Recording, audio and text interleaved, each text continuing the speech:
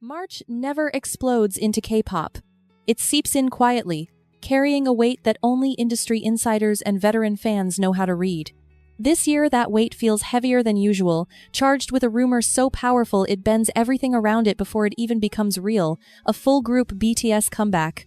14 tracks whispered about behind closed doors. Talk of a global tour so massive it could hijack calendars for years. Ticket demand projected to crash systems before pre-sales even go live. This isn't nostalgia-driven hype. This is gravitational pull. When BTS shifts, the industry doesn't respond. It restructures. What makes this moment dangerous isn't just their return, it's the ripple effect. Algorithms begin to realign, media pipelines narrow their focus. Casual listeners who abandoned K-pop years ago suddenly drift back in. For labels, this surge is both opportunity and exposure. Because when attention concentrates this intensely, every delay starts to look intentional. Every vague announcement feels calculated. Silence stops being neutral and starts sounding like strategy. That's where Blackpink enters the conversation, not through fan-made rivalry fantasies, but through timing that feels increasingly uncomfortable. YG Entertainment's messaging has become a study in controlled uncertainty. Teasers without dates. Dates without confirmation. Promises framed as tests of patience. A November release hinted at, then quietly erased. Investor anxiety climbing with each quarter that passes without clarity. By late 2025, the narrative conveniently shifted to early 2026, wrapped in familiar corporate language about quality and preparation. Patterns don't vanish just because companies refuse to acknowledge them. Each delay nudges Blackpink closer to the same window BTS is expected to dominate.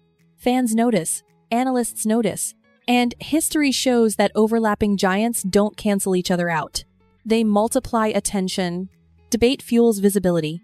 In an industry where silence can be more dangerous than competition, proximity isn't always an accident. Sometimes it's leverage.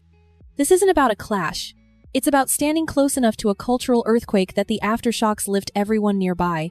When two giants move at once, music becomes numbers, loyalty turns defensive, and fandoms transform into unpaid marketing forces.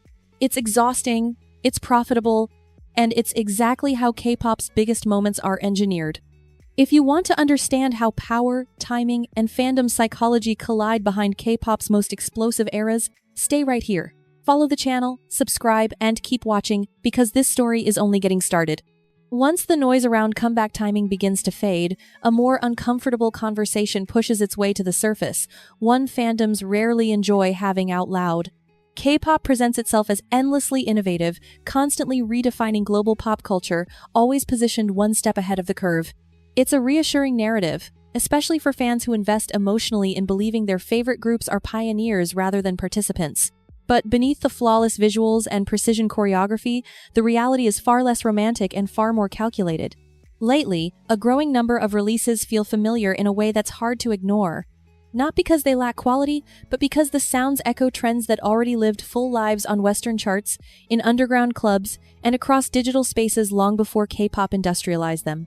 Minimalist beats, nostalgic textures, short runtimes engineered for streaming loops, breathier vocals floating over rhythms optimized for algorithms rather than live stages. These ideas didn't appear overnight. They circulated globally, quietly building momentum, long before K-pop repackaged them with perfect branding and relentless promotion. This is where the illusion starts to fracture. In this context, innovation often just means unfamiliarity. A sound feels new because it's new to a specific fandom, not because it's unprecedented. K-pop's real strength has never been pure invention. It's execution. The industry excels at identifying momentum early, amplifying it faster and louder than anyone else, and selling it back as something revolutionary.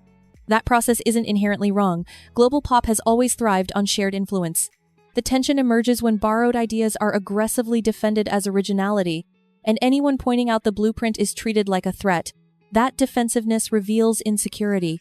If the system were confident in its strengths, it wouldn't need to deny its references so loudly. Speed is the engine driving this machine. K-pop listens closely to what's trending, what's viral, what's dominating timelines and playlists, then feeds it through the idol system at maximum efficiency. But speed has consequences. When trends shift, K-pop pivots instantly, sometimes so fast the seams become visible. Melodies feel familiar. Structures feel predictable. Not illegal, Not plagiarized, just unmistakably traced. And when an industry refuses to admit what it's doing, it sets the stage for much larger conflicts ahead. If trend chasing is the glossy surface problem, money is where the cracks turn structural. Nothing exposes the imbalance of power in K-pop faster than settlement disputes, because this is where fantasy collides with payroll. Recently, attention shifted toward a situation that felt less like routine accounting delays and more like a warning light flickering behind the scenes. Reports began circulating that millions of dollars in artist payments were allegedly unsettled across multiple labels tied to the same corporate structure. What made the situation unsettling wasn't the rumor itself, but the profiles involved. These weren't struggling rookies or forgotten acts quietly waiting their turn. They were profitable, visible artists with packed schedules, sold-out shows, and constant media presence. Tours wrapped, encore dates were added, merchandise moved at scale. Touring is supposed to be the clearest revenue stream in the industry, the hardest to obscure. So when allegations suggested that entire touring cycles passed without proper settlement, dismissal gave way to suspicion.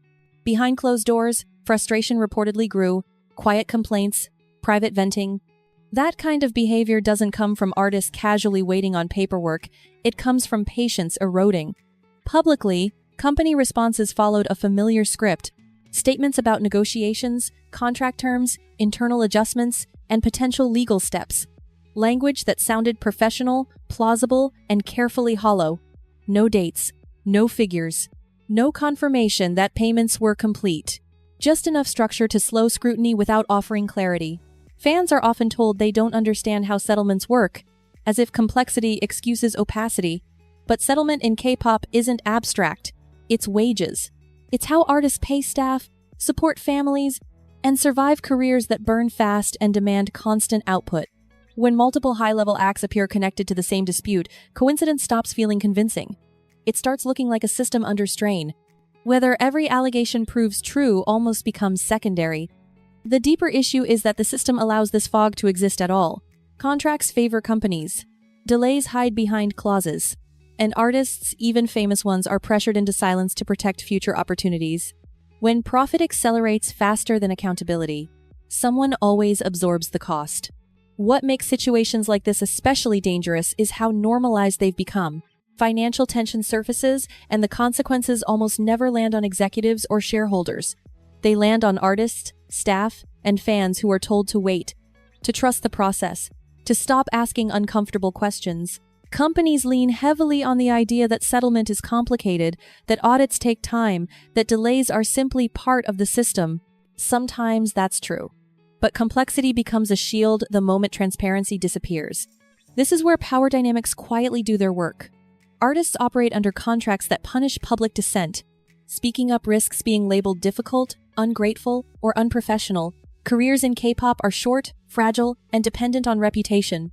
One wrong move can close doors permanently. Silence becomes survival, not consent. Meanwhile, frustration is carefully redirected away from corporate structures and towards safer targets. Rival fandoms become outlets. Chart battles escalate. Streaming wars intensify. Online conflicts explode, consuming energy that might otherwise be spent questioning contracts or financial flows. The system benefits when fans fight each other. As long as loyalty is expressed through numbers and defenses, no one has to explain where the money went or why delays keep happening. Even when payments are eventually resolved, the damage doesn't disappear. The system remains intact. The lesson learned isn't accountability, but endurance. Endure the wait. Endure the pressure. Endure the silence. And for newer or smaller artists watching from the sidelines, the message is unmistakable. If top-tier names can be left in uncertainty, everyone else is expendable. This isn't about one company or one dispute. It's about an industry engineered to move fast, earn faster, and explain later. When strain appears, the machine doesn't slow down. It accelerates. More releases. More tours. More content. More pressure. Someone always pays the price. And it's rarely the people at the top. When the spotlight dims and headlines move on, the uncomfortable truth remains. Behind every chart-topping comeback and viral moment lies a system built on pressure, silence, and calculated endurance.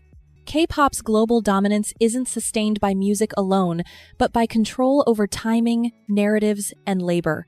Strategic release windows turn fandoms into defensive armies. Trend cycles are sold as innovation. Financial conflicts are buried in legal language until attention shifts elsewhere. These stories matter because they explain how the fantasy survives. Passion is converted into profit. Loyalty becomes protection for corporations. Accountability is delayed until it no longer feels urgent. As long as fans are busy fighting each other, the system never has to answer the hardest questions. If you want more deep dives into K-pop's hidden power plays, scandals, and the real cost behind the spotlight, subscribe to the channel, like this video, and share your thoughts in the comments. Stay tuned, because what comes next may be even harder to ignore.